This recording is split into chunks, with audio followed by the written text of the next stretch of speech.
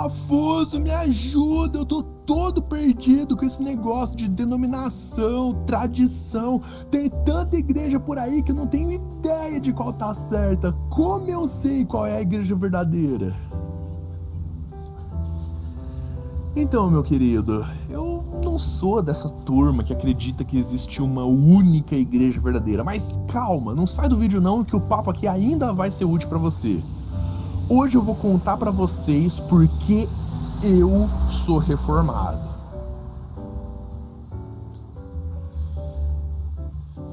E aí, galera? Beleza? Aqui quem fala é o Pastor Rafoso. Não, zoeira, eu não sou pastor. Eu sou só um cara aí que joga LOL enquanto fala de cristianismo. Hoje eu vou explicar pra vocês o que é o cristianismo reformado e por que você talvez queira ser reformado. Primeiro de tudo, a gente tem que definir algumas coisas. Reformado e protestante não são exatamente a mesma coisa. Ué, Rafoso, eu achei que as igrejas protestantes tinham surgido por causa da reforma protestante. Como assim reformado e protestante não são a mesma coisa? Eu sei que parece confuso, mas calma, pequenino na fé, eu vou explicar. O movimento da reforma protestante foi um movimento de afastamento do catolicismo. A gente vai falar mais sobre os motivos disso mais pra frente no vídeo, porque para entender todo esse rolê dos reformados, a gente precisa de um pouco de história também. Mas se você assistiu o vídeo passado, você provavelmente já sabe disso. Viu o que eu fiz, né? O que você ainda não sabe é que o movimento da reforma não foi um movimento unificado. A gente vai esclarecer isso melhor no decorrer do vídeo. Nossa, que barulho esquisito, velho. Eu ouvi aqui na rua um cara fazendo... Assim, voltando. O que eu preciso que você mantenha em mente para esse vídeo aqui é o seguinte. No começo, surgiu o que a gente chama de reforma magisterial. Que era uma reforma que, na sua essência, queria manter tudo aquilo que era bom no catolicismo e se livrar daquilo que não era bom. A gente vai expandir essa ideia mais pra frente no vídeo. Dessa reforma magisterial surgiram os luteranos, os anglicanos, os reformados. Depois surgiu uma reforma mais radical, que era uma galera que achava que o pessoal da reforma magisterial não tinha ido longe o suficiente e queria se livrar de todo e qualquer mínimo resquício de catolicismo. Essa reforma deu origem aos anabatistas, e eles foram tão longe na reforma deles que eles pararam até de batizar criança. Então a reforma não foi um movimento unificado. Quando a gente fala de reforma protestante, a gente está falando de vários movimentos, na verdade. A gente vai expandir um pouco mais essa ideia mais pra frente no vídeo, e também vai falar disso em outros vídeos, mas eu acho que o que já deu pra entender é que quando a gente fala dos reformados, a gente está falando de um tipo específico de protestante. Todo reformado é protestante, mas nem todo protestante é reformado, saca?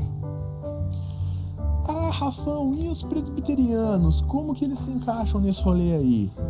Então, os presbiterianos são reformados, mas eles não são os únicos reformados. É que reformado é meio que um termo guarda-chuva.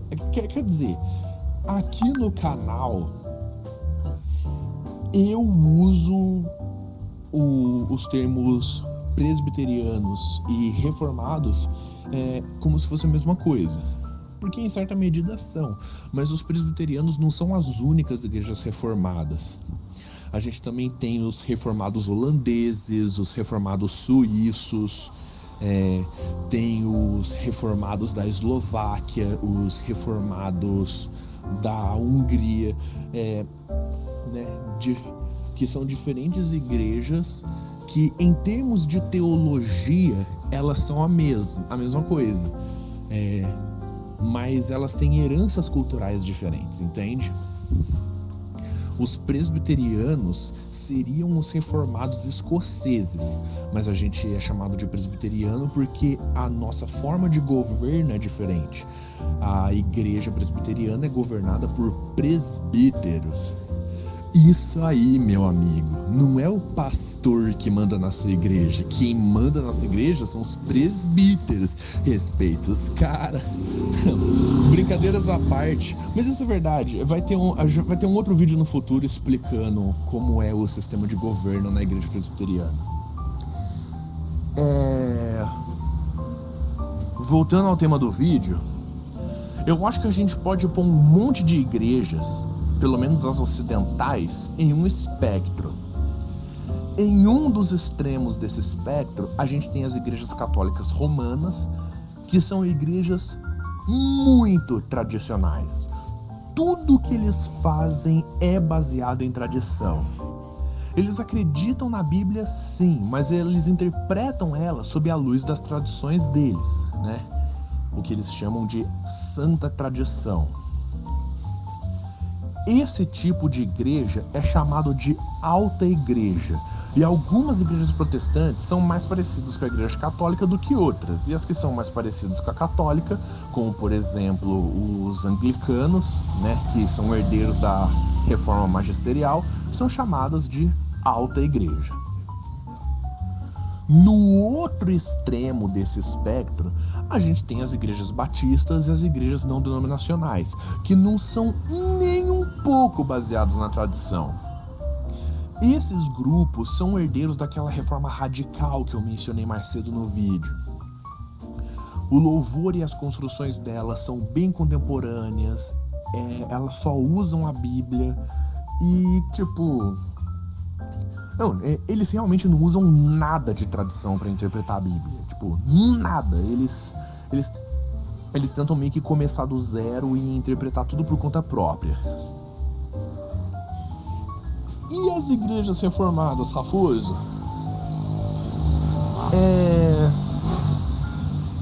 Eu diria que as igrejas reformadas estão no meio desse espectro. Eu diria que as igrejas reformadas são o equilíbrio ideal entre alta igreja e baixa igreja. Uma coisa que a gente tem que lembrar é que não era para a reforma protestante ser a revolução protestante, né? O Lutero, o Calvino, os reformadores originais, eles não estavam tentando começar uma igreja nova, eles estavam tentando reformar a igreja católica romana da época deles. Ou seja, eles queriam manter o que era bom na igreja católica romana, mas ao mesmo tempo eles queriam se livrar do que não era bom. Se você é presbiteriano, é bem capaz que você já tenha ouvido esse lema aqui: uma igreja reformada sempre se reformando de acordo com a palavra de Deus. Isso significa que a gente não tenta começar uma nova igreja do zero, a gente tenta reformar ela de acordo com a Bíblia. Então, se a igreja estiver fazendo alguma coisa que não é apoiada pela Escritura, a gente para de fazer. E eu acho que esse é um bom ponto de equilíbrio. A gente não acha que a tradição e a história da igreja são inúteis. Pelo contrário, a gente acha que essas coisas são super importantes em termos de como a gente faz o que a gente faz. E na verdade, se você visitar uma igreja presbiteriana tradicional, você vai perceber que a estrutura dela é bem parecida com a de uma igreja católica em termos de liturgia. Vocês já foram num culto da igreja presbiteriana conservadora, é praticamente uma missa aquilo lá. Agora, se você compara isso com a estrutura de uma igreja não denominacional, bom, não tem estrutura. Então a gente mantém o que é bom e, na verdade, a gente acha que as tradições que a gente herdou da igreja católica, a grande maioria é boa, muito boa, né? Tem pouca coisa que a gente deixou de lado, mas tem alguns ensinamentos da igreja católica que a gente meio que percebeu que ia contra o que a Bíblia dizia, e a gente meio que percebeu também que eles nem sempre existiram, eles meio que se desenvolveram com o tempo. ensinamentos como o purgatório, indulgências e outras coisas assim. Então a gente se livrou desse tipo de coisa aí. Vocês entenderam? Tipo, é isso que significa ser reformado. Ser reformado não significa ser parte de uma revolução radical onde a gente tenta revolucionar o cristianismo. Ser reformado significa que a gente preserva o que é bom e se livra do que não é tão bom. Agora, a história é basicamente o seguinte. O Martinho Lutero pregou as 95 teses dele na porta de uma das igrejas e ele não estava tentando começar uma igreja nova, ele só estava tentando ter um debate. Mas a igreja católica não queria ouvir o cara, eles expulsaram ele e um monte de gente que era simpatizante da causa dele se uniu e isso começou a Reforma Protestante. Infelizmente, não demorou muito tempo para que a Reforma se dividisse em vários movimentos diferentes, porque o Lutero não conseguia se entender com alguns dos outros líderes da Reforma. Teve uma treta federal entre o Martinho Lutero e esse outro cara, o Ulrico Zwinglio, né?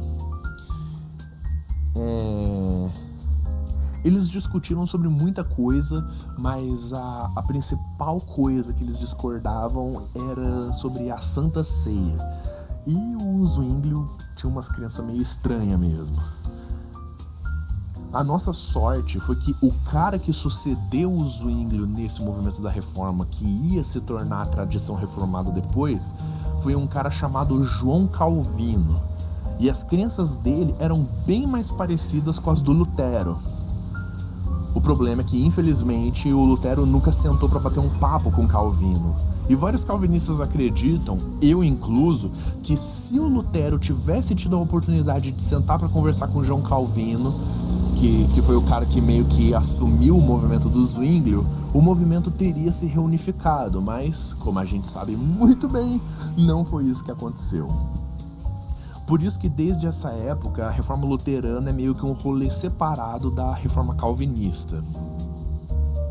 Eu diria que tem muita coisa parecida entre a tradição reformada e a tradição luterana. Tem algumas diferenças, geralmente eles são um pouco mais alta igreja que a gente, mas tem muita coisa em comum em termos do quão tradicional a gente é, né? do quanto a gente segue a tradição. Eu diria que tem muito mais coisa em comum do que diferenças, mas talvez se você é luterano e tá vendo esse vídeo, você vai discordar de mim. Que não tem problema, eu posso conviver com isso. Também tem a Reforma Anglicana, mas os anglicanos mantiveram bastante coisa do catolicismo. Eu diria que de todos os protestantes, eles são os mais parecidos com os católicos. Lógico que eles não são idênticos, mas se for para comparar com todos os outros protestantes, eles são os mais parecidos. Inclusive, recentemente tem tido um pouco mais de diálogo entre Roma e certa parte da igreja anglicana que está tentando uma reaproximação, né? Isso eu acho interessante, né? É sempre bom a gente orar e torcer pela unidade da igreja.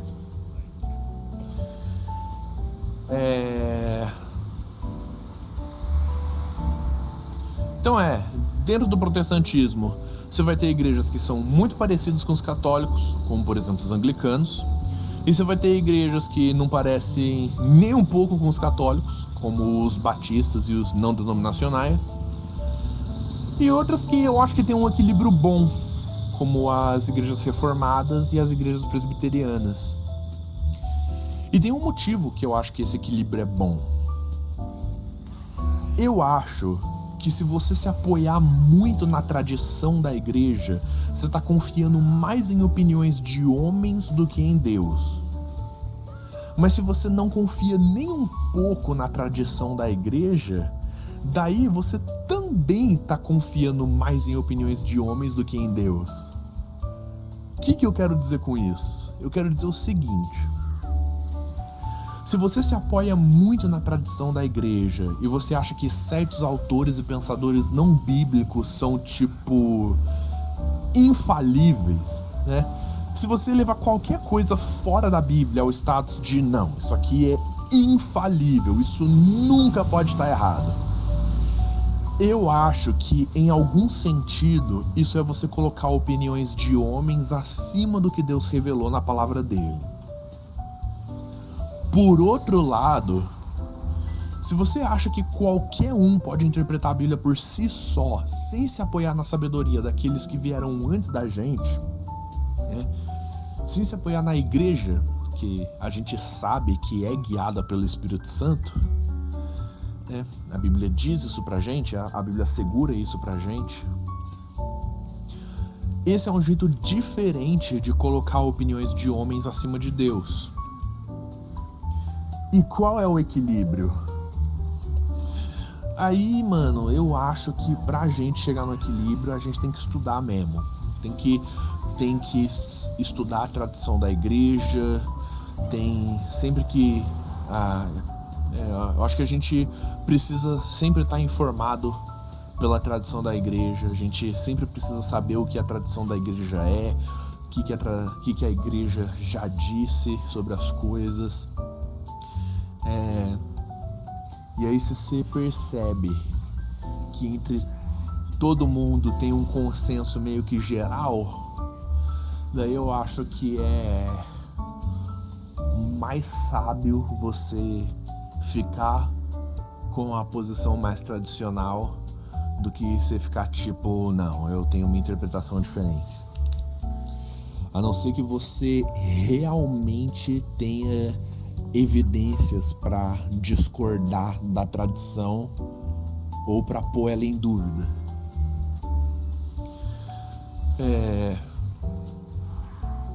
Mas ao mesmo tempo você perceber que nada fora da Bíblia é infalível, né?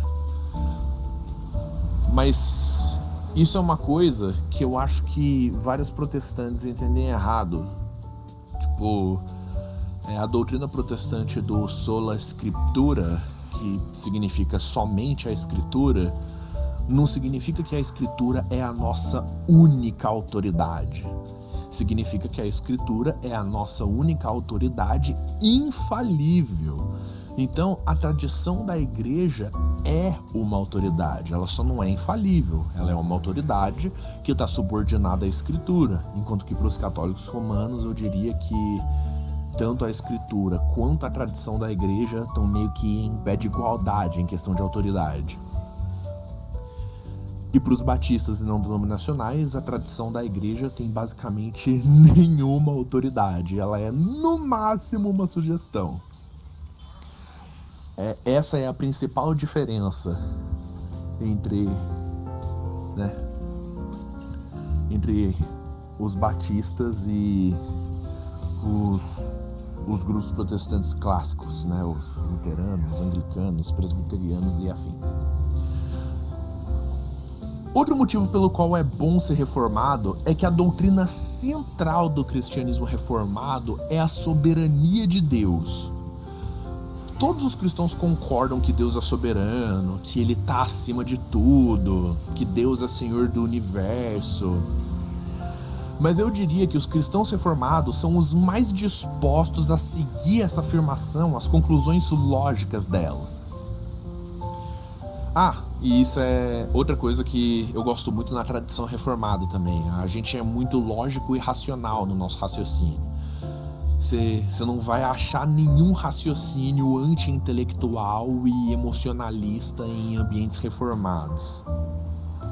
Quer dizer, talvez se você for numa igreja presbiteriana renovada, você encontre, mas eu nunca visitei uma renovada antes, então não me levem tão a sério quando eu mencionar eles aqui.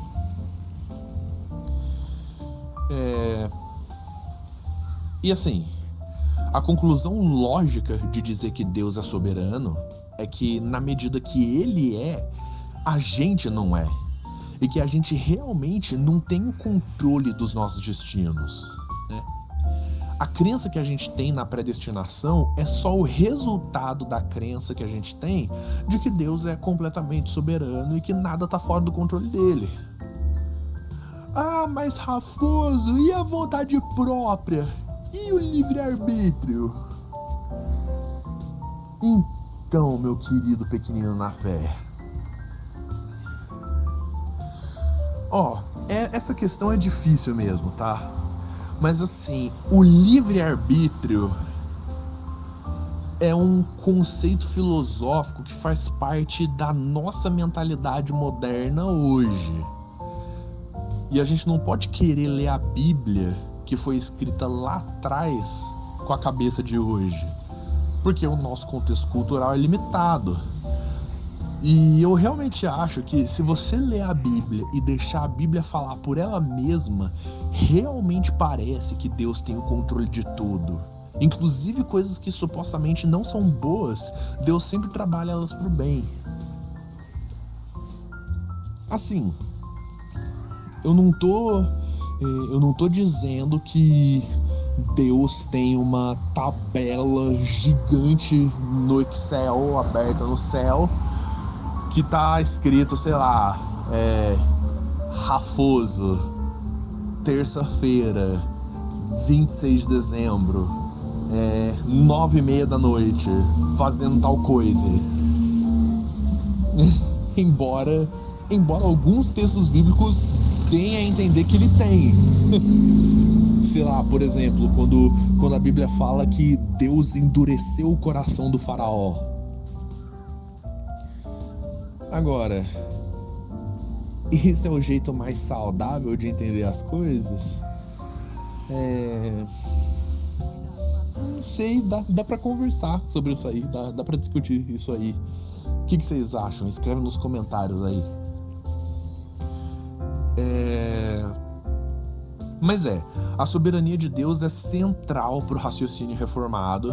E outra coisa que é central pro raciocínio reformado é glorificar a Deus. E isso significa necessariamente não glorificar os homens. Por isso que a gente diz que o homem não escolhe o próprio destino. Por isso que a gente crê na predestinação. Porque a gente acha que se os homens podem escolher o próprio destino eterno, né? Tipo, se você pode escolher se você vai ser salvo ou não, então o trabalho final da salvação é um trabalho seu e não um trabalho de Deus. Por isso que a soberania de Deus é central para o raciocínio reformado e a glória de Deus também, né? Soli Deo Gloria é um dos 5 solas do protestantismo, mas eu diria que dos 5 solas, os cristãos reformados, os protestantes reformados dão mais ênfase no Soli Deo Gloria. Esse tá acima dos outros pra gente. Então, é isso aí, galera. Dessa vez o vídeo realmente foi mais curto. Eu vou fazer mais alguns vídeos sobre o que os presbiterianos acreditam especificamente, mas é isso aí. Obrigado pela sua visualização. Me embolei todo pra falar aqui. Obrigado pela sua visualização. O próximo vídeo eu vou explicar o que é um protestante. Hoje eu expliquei pra vocês do que a gente tá falando quando a gente fala de uma igreja reformada. No próximo vídeo eu vou explicar do que a gente tá falando quando a gente fala de uma igreja protestante. Valeu!